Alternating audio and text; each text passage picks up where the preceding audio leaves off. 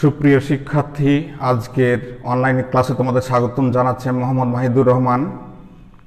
আশা করি তোমরা ভালো আছো, আমিও ভালো আছি।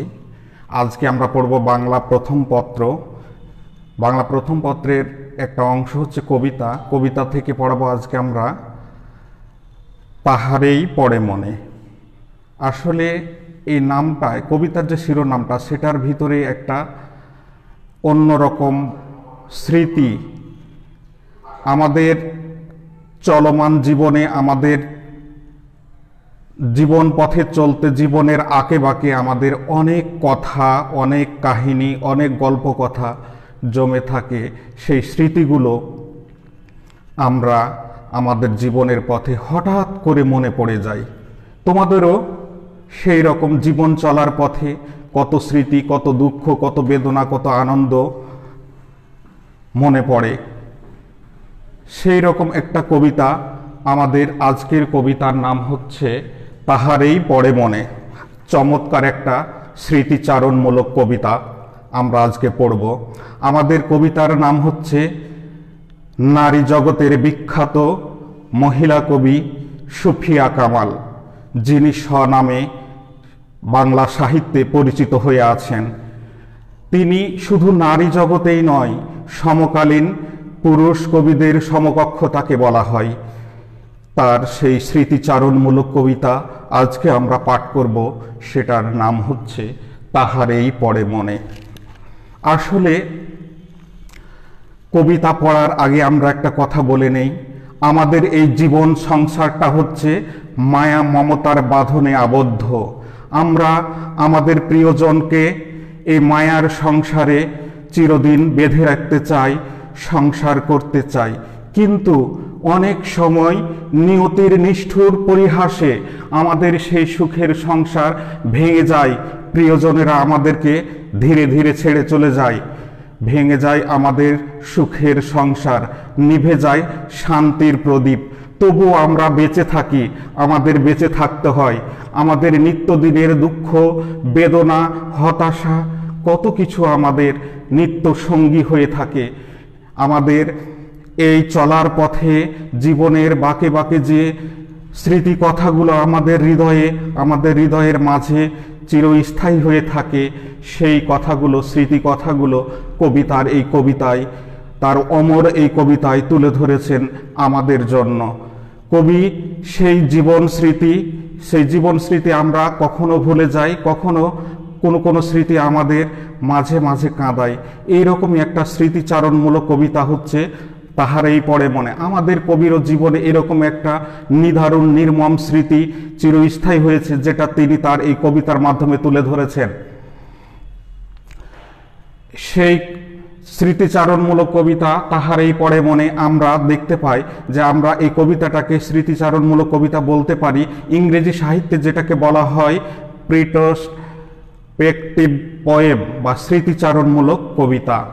তো আমরা দেখব যে আমাদের কবি সুফিয়া কামাল, তিনি অনেক সাধনা করে, অনেক চেষ্টা করে, অনেক প্রচেষ্টার মাধ্যমে শিক্ষিত হয়েছিলেন এবং কবিতা লিখেছিলেন।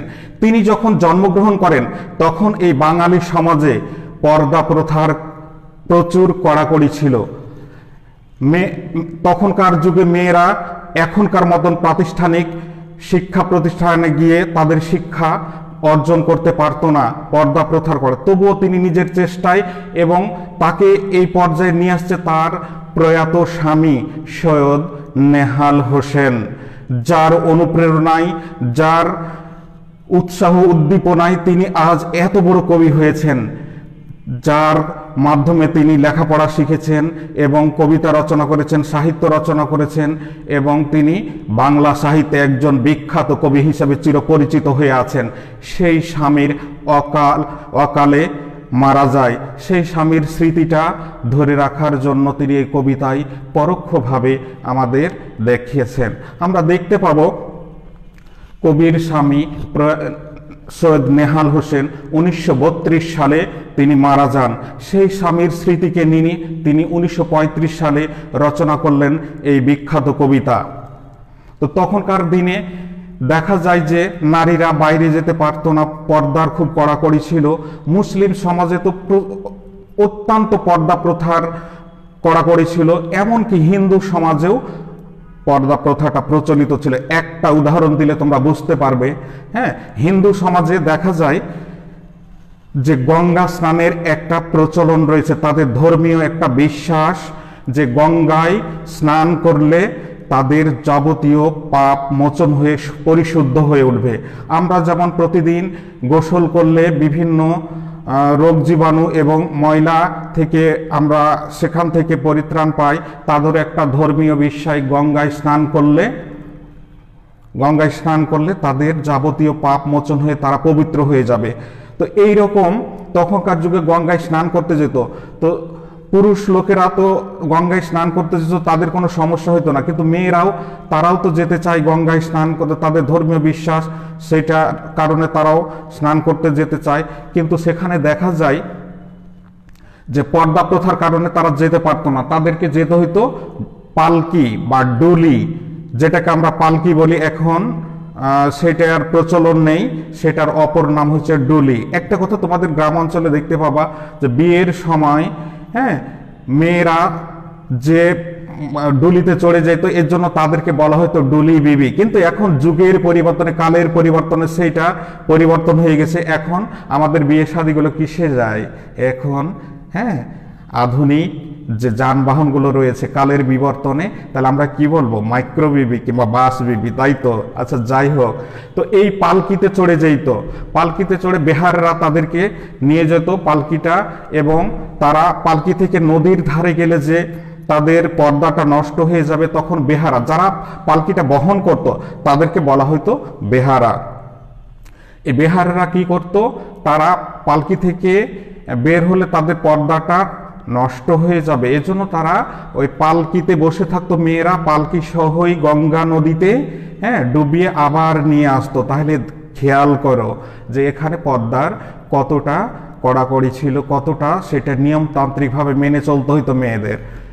তো যাই হোক, সেই রকম পরিবেশে আমাদের কবিকে বড় হতে হয়েছে, শিক্ষিত হতে হয়েছে। তারপর সেখান থেকে তিনি কবিতা লেখার অনুপ্রেরণা পেয়েছিলেন, যে ব্যক্তিটার কারণে, যে ব্যক্তি তাকে উৎসাহ উদ্দীপনা দিয়ে কবিতা রচনা করতে বলেছিলেন, সেই ব্যক্তি তার প্রথম স্বামী সৈয়দ নেহাল হোসেন মারা যায়, এবং তারই স্মৃতির উদ্দেশ্যে তিনি সেই কবিতাটা লেখেন। তবে সেটা পরোক্ষভাবে।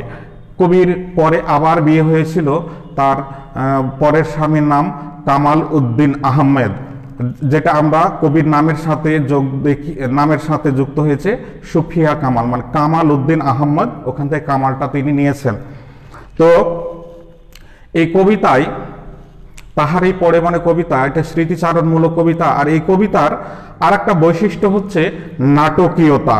এই কবিতার আর একটা বৈশিষ্ট্য হচ্ছে নাটকীয়তা। নাটকের অন্যতম বৈশিষ্ট্য হচ্ছে সংলাপ থাকবে, চরিত্র থাকবে, চরিত্রগুলোর মুখে পরিবেশ, স্থান, কাল অনুযায়ী সংলাপ থাকবে। তো এখানে আমরা দেখতে পাই, এই কবিতায় আমরা দেখতে পাই কবি এবং কবির ভক্ত বা পাঠক দুইজনের কথোপকথন। একজন প্রশ্ন করছে, আর একজন উত্তর দিচ্ছে, আর একজন প্রশ্ন করছে, আর এটা হচ্ছে নাটকের সংলাপের মতো। তোমাদের অবশ্যই মনে রাখতে হবে যে কবিতাটা হচ্ছে সংলাপধর্মী এবং নাটকের বৈশিষ্ট্য, নাটকীয়তা এখানে রয়েছে। এই বৈশিষ্ট্যগুলো তোমাদের খেয়াল রাখতে হবে। তো মূল কবিতাটা পড়ার আগে আমি তোমাদের সারমর্ম বা ভাবার্থটা একটু বলে দেই। এই কবিতায় আসলে দুইটা ঋতুর কথা বলা হচ্ছে, একটা হচ্ছে শীত ঋতু আর একটা হচ্ছে বসন্ত ঋতু। শীত ঋতু এবং বসন্ত ঋতু। আর একটা কথা এখানে আমাদের বলা প্রয়োজন, কবির প্রথম স্বামী সৈয়দ নেহাল হোসেন শীতকালের মাঘ মাসে যক্ষা রোগে আক্রান্ত হয়ে তিনি মারা যান। এজন্য এখানে শীত ঋতুটা বা মাঘ মাস এই কথাগুলো আসছে। তো আমরা প্রথমে এর সারমর্মটা একটু দেখে নেই। এই কবিতায় দেখা যায় কবির এক ভক্ত বা পাঠক কবিকে বলছেন যে, কবি তুমি উদাসীন কেন, প্রকৃতিতে বসন্তকাল বিরাজ করছে, হ্যাঁ, বসন্তকাল বিরাজ করছে, তাহলে তো তুমি এখানে বসন্তকালকে বরণ করে কবিতা লিখবে, গান লিখবে, তবে তুমি উদাসীন হয়ে বসে আছো, তুমি কবিতা লিখছো না কেন? আসলে বসন্ত হচ্ছে এমনই একটা ঋতু যখন গাছে গাছে নতুন পাতা গজায়, ফুল ফোটে, ফুলে ফুলে মধু জমে থাকে, ভ্রমরারা মধুর মিষ্টি সুরে গান গেয়ে ফুলে ফুলে মধু সংগ্রহ করে রাখে, এবং দক্ষিণা বাতাস বয়, যে বাতাসটা অতি চমৎকার, না শীত না ঠান্ডা। এই বাতাস, বসন্তের এই যে অপরূপ সৌন্দর্য মানুষের মনে দোলা দিয়ে ওঠে। তখন দেশের শিল্পী, কবি, সাহিত্যিক এরা নিজ নিজ কর্মক্ষেত্রে সৃষ্টি করে তাদের অমর সৃষ্টি। হ্যাঁ, তো এইরকম প্রকৃতিতে একটা সুন্দর পরিবেশ বিরাজ করছে, কোকিল ডাকছে, ভ্রমরা ফুলে ফুলে মধু সংগ্রহ করছে, চারদিকে ফুলের সমারোহ, এইরকম একটা পরিবেশ, বসন্ত আসছে। এই বসন্তকে নিয়ে কবি কোনো কবিতা লিখছেন না, কবি নীরব। এর জন্য কবির ভক্ত বারবার বলছে কেন কবি কবিতা লিখছেন না। তারপর কবি বলছে কবি এতটাই উদাসীন। আসলে আমাদের জীবনে যতই ভালো পরিবেশ, ভালো দিক আসুক না কেন, আমাদের মনে যদি ব্যথা বেদনা এগুলো আচ্ছন্ন হয়ে থাকে, তাহলে সেই আমাদের ভালো দিকটা আমাদের মনে কোনো রেখাপাত করতে পারে না। হ্যাঁ, তো মনে যদি উৎসাহ, আনন্দ, উদ্দীপনা থাকে, তাহলে আমরা সেই পরিবেশটা অনুযায়ী কবিতা লিখে, কবিরা কবিতা লেখে, শিল্পীরা গান রচনা করে, চিত্রশিল্পীরা ছবি আঁকে, বসন্তের সেই বর্ণনা। তারপর কবি বলছেন যে বসন্ত চলে আসছে, আমের মুকুল কি ফুটেছে, বাতাবি লেবুর ফুল কি ফুটেছে। আসলে এগুলো বসন্তকাল আসলে কিন্তু এগুলো ফোটে। তো কবি এটা বুঝতেই পারেনি, কবি এতটা উদাসীন ছিলেন। আসলে তার হৃদয়টা ছিল বেদনায় আক্রান্ত, তার জন্য তিনি এই বসন্তের অপরূপ সৌন্দর্য কবির হৃদয়ে কোনো রেখাপাত করতে পারে নাই, এর জন্য কবি উদাসীন হয়ে রয়েছেন। তারপর কবি বলছে, কবির ভক্ত কবিকে বলছেন, আচ্ছা আপনি কবিতা লিখছেন না, আপনি বুঝতেও পারেননি যে বসন্ত চলে আসছে প্রকৃতিতে, আপনি কবিতা লিখছেন না কেন? আপনাকে আমি মিনতি করি, জোড়হাত করে মিনতি করছি, আপনি কবিতা লেখেন। আপনার সেই কবিতা, আমি আপনার ভক্ত, সেটা শোনার জন্য অধীর আগ্রহে আমি কি করছি, অপেক্ষা করছি, আপনি কবিতা লেখেন। কিন্তু কবি বারবার বলছেন, নাই বা হলো, আমি যদিও কবিতা লেখিনি, বসন্ত তো আসছে, প্রকৃতিতে তো বসন্ত বিরাজ করছে, বসন্তকে বরণ করার জন্য গাছে গাছে কত ফুল ফুটেছে, মাধবী লতা যেটা বসন্তকালে ফোটে, আমের মুকুল, আরো অনেক ফুল, এবং গাছে গাছে কচি পাতা, তারপর দক্ষিণা বাতাস, সবাই তাকে বরণ করে নিচ্ছে। আমি এবার না হলে কবিতা নাই লিখলাম। তারপর কবির ভক্ত আবার প্রশ্ন করছে কবিকে, কেন কবি তুমি এত উদাসীন, কেন তুমি কবিতা লিখছো না? তখন কবি শেষে বলছে, হ্যাঁ, যে শীতকাল, যে শীতকালটা চলে গেছে, শীত হচ্ছে শূন্য, তখন কিন্তু সব কিছুতে একটা রিক্ততা, শূন্যতা বিরাজ করে। হ্যাঁ, গাছের পাতা ঝরে যায়, ফুল ফল থাকে না, চারদিকে একটা শুষ্ক শুষ্ক ভাব, এইটা বিরাজ করে শীতকালে। তবুও কবি বলছেন, এই বসন্তকালটা আমার মনে কোনো উদ্দীপনা জাগাচ্ছে না, আমার মনে পড়ছে সেই শীতকালটাই বারবার আমার মনে পড়ছে। এখানে কবিতার শিরোনামেই আমরা দেখতে পাই, তাহারেই পড়ে মনে। আসলে এখানে কবির মনে পড়ছে বসন্তকালের চাইতে কবির শীতকালটাই বারবার মনে পড়ছে। এই যে আমি বললাম, আসলে কবি এখানে প্রকৃতির দুইটা ঋতু, বসন্ত ঋতু এবং শীত ঋতু, দুইটা ঋতুর প্রেক্ষাপটে কবির ব্যক্তি জীবনের দুইটা দিক তুলে ধরেছেন। কেমন সেই দুইটা দিক? একটা হচ্ছে কবির বর্তমান সময়, বসন্তকাল যেমন তার অপরূপ সৌন্দর্য এবং রূপ সৌন্দর্য নিয়ে বিরাজ করছে, ফুল ফল গাছপাতা, মানে চমৎকার একটা পরিবেশ বিরাজ করছে। কবির ব্যক্তি জীবনে কবি এখন প্রতিষ্ঠিত একজন কবি, তার নাম ডাক যশ খ্যাতি কোনো কিছুর অভাব নেই, তিনি সফলতার স্বর্ণ শিখরে বিরাজ করছেন। কবির এই বর্তমান সময়টাকে, হ্যাঁ, এখানে বসন্তকালের সাথে তুলনা করা হচ্ছে। আর কবির যখন খুব ছোট ছিলেন, তিনি লেখাপড়ার কোনো সুযোগ পাচ্ছিলেন না, অনেক কষ্ট করে, অনেক সাধনা করে লেখাপড়া শিখতে হয়েছে। তখন এত তার খ্যাতি নাম যশ ছিল না, টাকা পয়সা, অর্থ ভৈরব, ধন সম্পদ, হীরাচুনি পান্না কিছুই ছিল না। কবি ছিলেন রিক্ত, শূন্য। এই শূন্যটা হচ্ছে এই কালের দিক দিয়ে শীতকালে যেমন সব কিছুতেই একটা শূন্যতা, রিক্ততা বিরাজ করে, কবির অতীত জীবনটাও সেই রকম ছিল। তাহলে আমরা দেখতে পাচ্ছি যে এখানে প্রকৃতিতে যেমন দুইটা ঋতু, বসন্ত ঋতু আর শীত ঋতু। বসন্ত ঋতু হচ্ছে কবির বর্তমান কাল, বর্তমান অবস্থা, বর্তমান পরিবেশ, এবং অতীত জীবনটা হচ্ছে শীতকালের মতন। এই দুইটা দিক এই কবিতায় প্রতিফলিত হয়েছে। তাহলে আমরা মূল কবিতা, মূল পাঠ্য বই থেকে একটু পড়ি।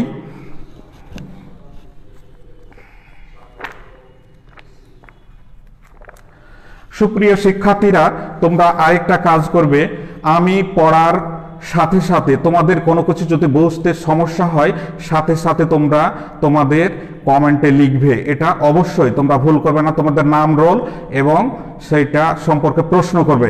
প্রশ্ন আমি তোমাদের সেগুলো প্রশ্নের উত্তর দেওয়ার চেষ্টা করব। তোমরা অবশ্যই এটা সাথে সাথে লিখবে, যেটা তোমাদের প্রশ্ন জাগছে মনে, অবশ্যই লিখে জানাবে, আমি ওটার উত্তর দিব।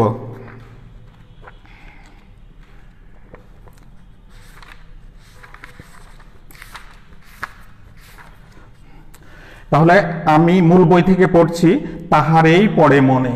তো এখানে কবির বসন্তকালটা মনে পড়ছে না, বারবার মনে পড়ছে রিক্ত শূন্য সেই শীতকালটা। আবার এখানে তার ব্যক্তি জীবনে তার বর্তমান যে পরিস্থিতি, বর্তমানে তিনি যে সফলতার স্বর্ণ শিখরে পৌঁছেছেন, এইটা কবির মনে রেখাপাত করছে না। কবি উদাসীন হয়ে সে তার অতীত জীবন, যেই জীবনে তার স্বামী ছিল, যার উৎসাহে তিনি কবিতা রচনা করেছেন, সাহিত্য সাধনা করেছেন, সেইটা বারবার মনে পড়ছে। আসলে আমি আগেই বলেছি যে কবির প্রথম স্বামী মাঘ মাসে মারা গেছে যক্ষা রোগে। সেই স্মৃতিটা কবিকে বেদনা কাতর করে তুলছে। আমরা দেখি তাহারেই পড়ে মনে। কবির নাম হচ্ছে সুফিয়া কামাল। আমাদের তাহারেই মনে পড়ে কবিতাটি কবি রচনা করেন 1935 সালে, এবং সেইটা মাসিক মোহাম্মদী পত্রিকায় প্রকাশিত হয়। এবং পরবর্তীতে কবির একটা কাব্যের নাম হচ্ছে সাঁঝের মায়া। এই সাঁঝের মায়া কাব্যে সেইটা সংকলিত হয়, সেই কাব্যে এই কবিতাটা সংকলন করা হয়। তো কবির জীবনীটা আমি দেখে নিই এখানে। কবি সুফিয়া কামাল বাংলাদেশের বিশিষ্ট মহিলা কবি এবং নারী আন্দোলনের অন্যতম পথিকৃত। তাইলে নারী আন্দোলন, নারী অধিকার, নারী স্বাধীনতা নিয়ে বাংলাদেশের যে কয়েকজন মহিষী নারী তাদের অবদান রেখেছেন, তাদের মধ্যে অন্যতম হচ্ছেন আমাদের আজকের কবি সুফিয়া কামাল।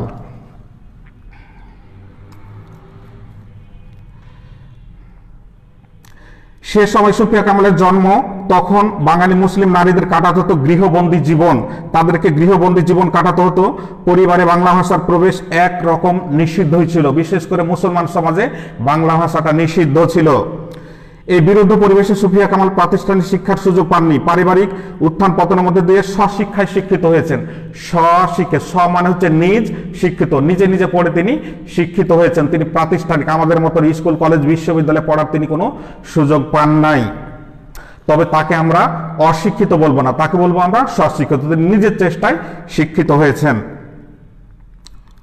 তারই মধ্যে তিনি বাংলা ভাষা সাহিত্য চর্চায় নিজেকে নিয়মিত করেন। তিনি শিখেছেন এবং বাংলা ভাষায় সাহিত্য সাধনায় তিনি নিয়োজিত ছিলেন। পরবর্তীকালে সাহিত্য সাধনা, নারী আন্দোলনে ব্রতী হয়ে তিনি শুধু মহিলা কবি হিসেবে নয়, বাংলাদেশের জনমানুষে তিনি চির নন্দিত নারী মূর্তি হয়ে আছেন। তার বিখ্যাত কাব্যগ্রন্থগুলো হলো সাঁঝের মায়া, মায়া কাজল, কেয়ার কাটা, উদ্যাত্ত পৃথিবী।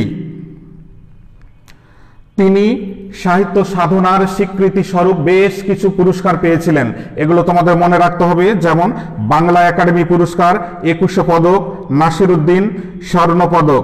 সুফিয়া কামালের পৈতৃক নিবাস হচ্ছে কুমিল্লায়। তার জন্ম 1911 সালে বরিশালে।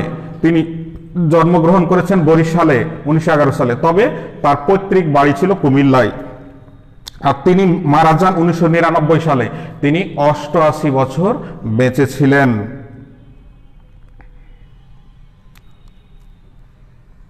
আর এই কবিতার অন্যতম বৈশিষ্ট্য হচ্ছে যে স্মৃতিচারণমূলক এটা কবিতা, এবং এখানে রয়েছে সংলাপধর্মিতা ও নাটকীয়তা। এইটা তোমাদের অবশ্যই মনে রাখতে হবে। আমি মূল কবিতাটা পড়ি এখন। তাহলে কথাটা হচ্ছে কবি এবং কবির ভক্তের মধ্যে। আমাদের দেখা যাচ্ছে যে প্রকৃতিতে বসন্ত এসছে, কবি কবিতা লিখছেন না, তখন কবির ভক্ত বা পাঠক কবিকে কি বলছেন? হে কবি নীরব কেন, ফাগুন যে এসেছে ধরায়। কবি নীরব উদাসীন হয়ে আছে। হ্যাঁ, প্রকৃতিতে এত চমৎকার বসন্তকাল বিরাজ করছে, এই বসন্তকালের রূপ সৌন্দর্য কবির মনে কোনো দোলা দিচ্ছে না, কবি কবিতা লিখছেন না। তখন কবির ভক্ত বলছেন, হে কবি নীরব কেন, ফাগুন যে এসেছে ধরায়। কবি তুমি নীরব হয়ে আছো কেন? এই ধরা বা পৃথিবীতে তো ফাগুন বিরাজ করছে। বসন্তে বরিয়া তুমি লবে নাকি তব বন্দনায়। বসন্তকালকে, এই বসন্তকালকে তুমি বরণ করে নিবে নাকি তব বন্দনায়। তব মানে হচ্ছে তোমার, বন্দনায় মানে সাহিত্যে। আমাদের এখানে বলা হচ্ছে তোমার সাহিত্যকর্মে, তোমার কবিতায়, তোমার গল্পে, তোমার গানে এই বসন্তকালকে কি তুমি বরণ করে নেবে না? কবির ভক্ত বা পাঠক কবিকে এখানে প্রশ্ন করছে। কহিল সে স্নিগ্ধ আখি তুলি। হ্যাঁ, তাহলে দেখো যে কবি কতটা উদাসীন, বর্তমান পরিবেশ প্রেক্ষাপট সম্পর্কে কতটা তিনি উদাসীন, যে এই প্রশ্ন করার পর তিনি সূক্ষ্ম আঁখি তুলে বলছেন, কি বলছেন? দক্ষিণ দুয়ার গেছে খুলি। আসলে বসন্তকালে যখন বসন্তকাল বিরাজ করে তখন দক্ষিণ দিক থেকে একটা বাতাস আসে, যেটাকে আমরা দক্ষিণা সমীর, দক্ষিণা বাতাস বলি। সেই বাতাসটা প্রকৃতিতে প্রবাহিত হয়। তখন কবি জানেন না যে এই বাতাসটা আসছে না, তখন হচ্ছে দক্ষিণ দুয়ার গেছে খুলি। বাতাবি নেবুর ফুল ফুটেছে কি, ফুটেছে কি আমের মুকুল।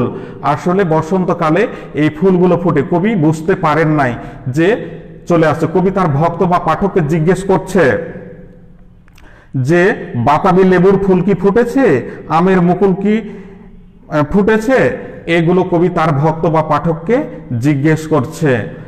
হ্যাঁ, তো বাতাসে বাতাসে যখন দক্ষিণা বাতাস, দক্ষিণা জানালা খুলে রাখলে হ্যাঁ আমাদের চারদিকে পরিবেশের যতটা হ্যাঁ বসন্তকালে বাসন্তী ফুলের সুগন্ধ সেগুলো কিন্তু আমরা পাই, কিন্তু কবির মনে এতটা বেদনা বোধ যে তিনি কোনো কিছুরই খোঁজ রাখেন নাই। বসন্তকালে তিনি খোঁজ রাখেন নাই। দক্ষিণা সমীর, দক্ষিণা সমীর বলতে দক্ষিণ দিক থেকে যে বাতাস, বসন্তকালে বাতাসটা আসে দক্ষিণ দিক থেকে, শীতকালে বাতাসটা আসে কোথা থেকে? উত্তর দিক থেকে, হিমালয় পর্বত। এর জন্য বাতাসটা ঠান্ডা থাকে, আমরা বলি হিমালয় পর্বত। তাহলে এটার সন্ধি বিচ্ছেদ করলে পাই আমরা হিম যোগ আলয়। হিম মানে হচ্ছে বরফ, যে আলয়ে বা যে পর্বতে বরফ জমে থাকে সেটা হচ্ছে হিমালয় পর্বত। হিমালয় পর্বতের উপর দিয়ে যদি বাতাসটা আসে তাহলে সেই বাতাসটা ঠান্ডাই হয়।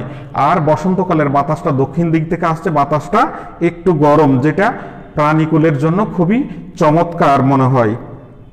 কবি বলছেন দক্ষিণা সমীর তার গন্ধে গন্ধে হয়েছে কি অধীর আকুল।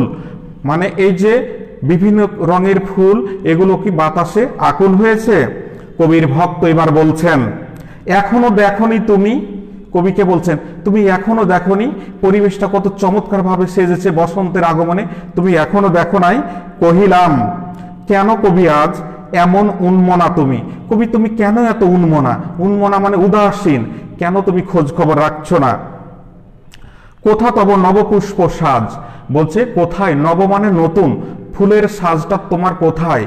আসলে বসন্তকে বরণ করে নেওয়ার জন্য হ্যাঁ সেই দিন মানুষ দেখা যায় যে নতুন নতুন বাসন্তী রঙের হ্যাঁ কাপড় পরে বসন্তকে বরণ করে নেয়। এজন্য কবি তার এজন্য ভক্ত কবিকে প্রশ্ন করছে তোমার পুষ্পের সাজটা কোথায়, ফুলের সাজটা কোথায়? কহিল সে সুদূরে চাহিয়া। তারপর কবি সুদূরে দূরে চেয়ে বলছে অলখের পাথার বাহিয়া। অলখের মানে আমাদের দৃষ্টিসীমার বাইরের যে পাথার, পাথার শব্দের অর্থ হচ্ছে এখানে সমুদ্র বা সাগর। তরি তার এসেছে কি, মানে তার তরি, তরি মানে নৌকাটা কি এসেছে? কবি এখানে কল্পনা করছে যে বসন্ত এই পাথার বা সমুদ্র পাড়ি দিয়ে নৌকায় চড়ে আসবে আমাদের এই সোনার বাংলাদেশে। বেজেছে কি আগমনী গান। কবি আবার প্রশ্ন করছে যে বসন্তকাল আসছে তখন কি তার আগমনী কোনো গান বেজেছে? আমরা দেখি আমাদের বিশিষ্ট জনেরা যখন মঞ্চে আসেন তখন তার অনুসারীরা ভক্তরা বিভিন্ন স্লোগান দিয়ে স্বাগতম জানায়, হয়তো বলে উমুক ভাইয়ের আগমন শুভেচ্ছা স্বাগতম। এরকমই কি কোনো আগমনী গান বেজেছিল? বসন্ত আসছে তো তার কি কোনো আগমনী গান বেজেছে? কবি ডেকেছে কি সে আমারে। বলছে যে বসন্ত কি আমাকে ডেকেছে? শুনি নাই রাখি নাই সন্ধান। তাহলে কবি এই যে উন্মনা হয়ে আছেন, উদাসীন হয়ে আছেন, তিনি শোনেনও নাই আবার সেটার সন্ধানও রাখেন, কোনো খোঁজ খবর রাখেনি। তারপর কবির ভক্ত বলছেন, কহিলাম ওগো কবি রচিয়া লহনা আজ গীতি, আজকে তুমি তোমার গানটা রচনা করে নাও না, তোমার কবিতাটা রচনা করে নাও। বসন্ত বন্দনা শুনি কণ্ঠে শুনি এমোর মিনতি, কবির ভক্ত কবির কাছে মিনতি করছে, দুই হাত জোড় করে কাকুতি মিনতি করছে যে তোমার কবিতা যদি এবার না শুনতে পাই, ভক্ত হিসাবে আমার অপূর্ণতা রয়ে যাবে, এজন্য তোমাকে মিনতি করছি কবি, আমাদেরকে তোমার কবিতা থেকে বঞ্চিত করো না, তুমি কবিতা রচনা করো। কহিল সে মৃদু মন্দু স্বরে, হ্যাঁ, কবি এবার হালকা মৃদু মধ্য স্বরে বলছে, নাই হলো না হোক এবারে, এবার কবিতা রচনা নাই হোক, নাই হলো এবারে। আমারে গাহিতে গান বসন্তরে আনিতে বরিয়া, রহিনী সে ভুলিনি তো এসেছে ফাগুন রে সরিয়া। বলছে যে আমি গান গাইনি, আমি কবিতা লিখিনি, তবুও বসন্তকে স্মরণ করে, হ্যাঁ, এই সে আমাদের এই বাংলায় বিরাজ করছে, তার অপরূপ সৌন্দর্য প্রাণীকুলকে বিমোহিত করে তুলছে। আমি গান লিখলেও সে আসছে, না লিখলেও এসেছে। কবির ভক্ত আবার বলছেন, ওগো কবি অভিমান করেছো কি তাই? তুমি কি অভিমান করেছো? হ্যাঁ, তো অভিমান না করলে আবার কবিতা লেখছো না, যদি এসেছো তবু তুমি তারে করিলে বৃথায়। হ্যাঁ, বসন্তকাল চলে আসছে, তবুও তুমি তোমার সাহিত্য সাধনা না করে সেইটা বৃথায় চলে গেল। কহিল সে পরম হেলাই, বৃথা কেন ফাগুন বেলায়? বলছে বৃথা কেন যাবে? হ্যাঁ, ফুল কি ফোটেনি শাখে? বলছে যে আমি কবিতা না লিখি, বসন্তকে বরণ করার জন্য শাখে মানে গাছের ডালে ডালে কি ফুল ফোটেনি? তাকে কি, হ্যাঁ, শুভেচ্ছা জানায়নি? তাকে কি আগমনী গান বাজেনি? কোকিল এবং ভ্রমরা এরা তার আগমনী গান গাইছে এবং বিভিন্ন রকমের ফুল এরা তাকে শুভেচ্ছা জানাচ্ছে। পুষ্প আরতি লভেনি কি ঋতুর রাজন? এখানে ঋতুর রাজন বলা হচ্ছে ঋতু বসন্তকালকে বলা হয় ঋতুর রাজা। পুষ্প আরতি, পুষ্প আরতি শব্দটা হচ্ছে এইরকম, পুষ্প যোগ আরতি। আরতি শব্দের পুষ্প মানে ফুল, আর আরতি হচ্ছে দেবতার উদ্দেশ্যে যে মানে পুজোটা দেওয়া হয় সেটাকে আরতি বলা হয়। তো এখানে বসন্তকে ফুল দিয়ে আরতি জানানো, মানে বসন্তকে বরণ করার জন্য ফুল দিয়ে যে আয়োজনটা করা হচ্ছে সেটাকে বলা হচ্ছে পুষ্পারতি। তাহলে প্রকৃতি বসন্তকে বরণ করে নিচ্ছে তার ফুল ফল এবং গান দিয়ে। মাধবী কুড়ির বুকে গন্ধ নাহি, করে নাই অর্ঘ্য বিরচন। মাধবী একটা ফুল যেটা বসন্তকালে ফোটে, এই ফুল তার সুবাস দিয়ে সৌন্দর্য দিয়ে কি বসন্তকে, হ্যাঁ, অর্ঘ্য বিরচন করেনি? তার সৌন্দর্য কি তাকে দিয়ে বিমোহিত করে নাই? এবার কবির ভক্ত বলছেন, হোক তবু বসন্তের প্রতি কেন তব তীব্র বিমুখতা? এই বসন্তের প্রতি কেন তোমার এত বিমুখতা? তুমি কেন এত বিমুখ হয়ে আছো? তুমি কেন এত উদাসীন হয়ে আছো? কহিলাম বরণ করে। বরিয়া শব্দের অর্থ বরণ করে, বরণ করা যেটা।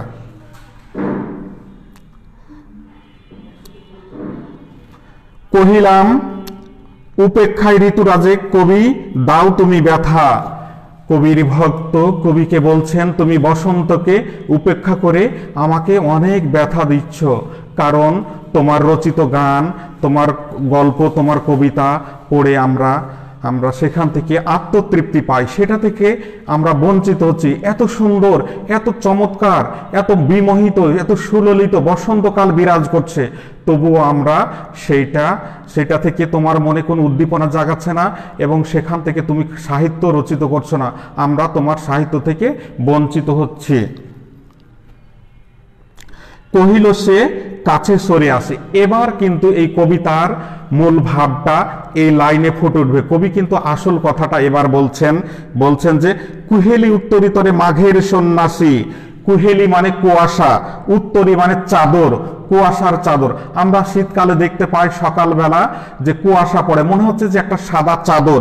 এটাকে কবি বলেছেন কুহেলি উত্তরি মানে কুয়াশার চাদর, তলে মাঘের সন্ন্যাসী। এই মাঘ মাসের সন্ন্যাসী। সন্ন্যাসী কে?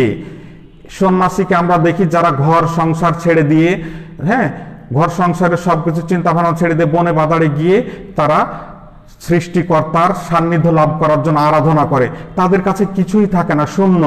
সেই রকম এই মাঘ মাসটাকে কবি বলেছেন সন্ন্যাসীর সাথে তুলনা করেছেন। সন্ন্যাসী যেমন রিক্ত শূন্য থাকে, মাঘ মাসটাও কিন্তু শূন্য রিক্ত থাকে। তখন গাছের পাতাগুলো ঝরে যায়, হ্যাঁ, শীত মানে ঠান্ডা ঠান্ডা আবহাওয়া বিরাজ করে এবং প্রকৃতির মধ্যে একটা শূন্যতা বিরাজ করে। এই তো কবি বলছেন কুহেলি উত্তরীতরে মাঘের সন্ন্যাসী, এই মাঘ মাসটাকে সন্ন্যাসীর সাথে তুলনা করলো। এবং কুহেলি উত্তরী মানে হচ্ছে কুয়াশার চাদর। গিয়েছে ধীরে চলিয়া ধীরে পুষ্পশূন্য দিগন্তের পথে রিক্ত হস্তে।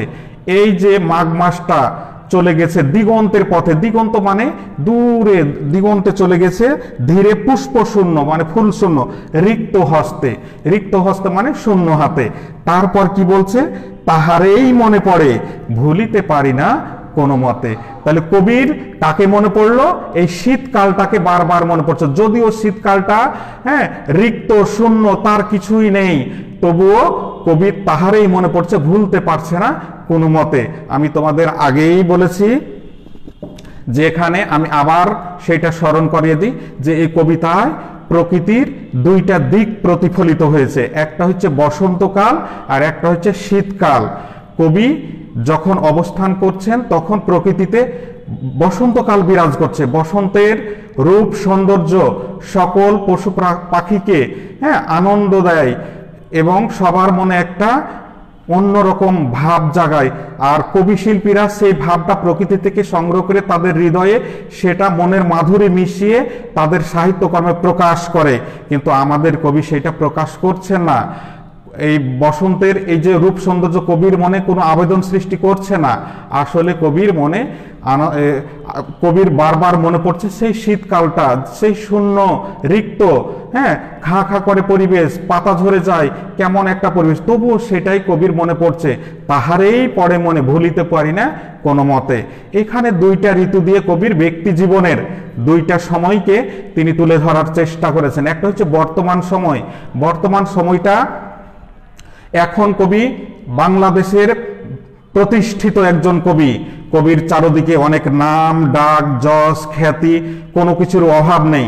বসন্তকাল যেমন তার ফুল ফল সবকিছু নিয়ে পরিপূর্ণভাবে বিরাজ করে, কবিও সেরকম বিরাজ করছেন।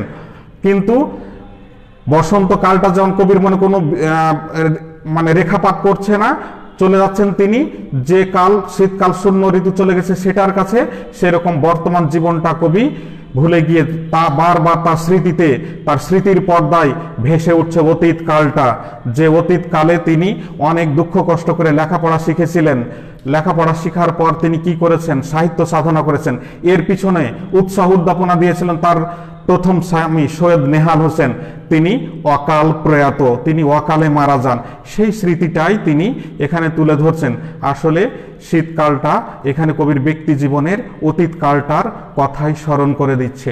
এখানে কবিতার এই স্মৃতিচারণমূলক কবিতার একটা অনবদ্য নাম দিয়েছেন, যার নাম হচ্ছে তাহারেই পড়ে মনে। এখানে বসন্তকালে অবস্থান করে যেমন তার শীতকালটা মনে পড়ছে, কবির বর্তমান জীবনে থেকেও অতীত কালটা কবির মনে পড়ছে।